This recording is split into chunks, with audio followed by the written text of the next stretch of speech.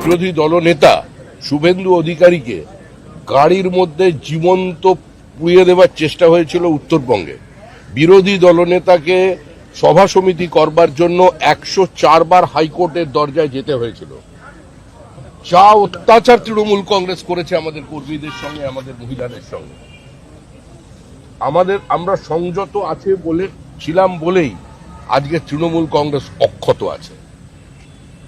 মায়ের সামনে ছেলে ভাত খাচ্ছে, তাকে গুলি করে খুন, মহিলাদের মাথা ন্যাড়া করে তাদের দিয়ে থুতু চাটানো, নৈহাটিতে পুরুষকে সম্পূর্ণ বিজেপি করার অপরাধে উলঙ্গ করে তাকে থুতু ফেলে চাটানো, বিজেপির হয়ে নির্বাচনে প্রতিদ্বন্দ্বিতা করার অপরাধে 5 লক্ষ টাকা জরিমানা দিয়ে বিধায়ক পদপ্রার্থীকে তাকে বাড়ি ঢোকানো, অত্যাচার কিছু বাদ রেখেছে?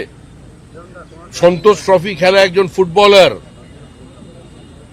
বাগবাজার অঞ্চলে থাকেন, সুইগির জিনিসপত্র সাপ্লাই করে নিজের জীবন ধারণ করে, বিজেপির বুথে বসেছিল, মা অন্যের বাড়ির গৃহ পরিচারিকা, বাবা প্যারালিসিস, একজন প্রতিভাবান ফুটবলার, তার নখগুলোকে সারাশিদি উপড়ে নেওয়া হয়েছিল। যান দেখে আসুন, সেগুলো কভার করুন। তারপরে যে তৃণমূল কংগ্রেসের এই বিধায়ক আর মন্ত্রীগুলো অক্ষত আছে না, এটাই হচ্ছে বিজেপির কারণে আছে।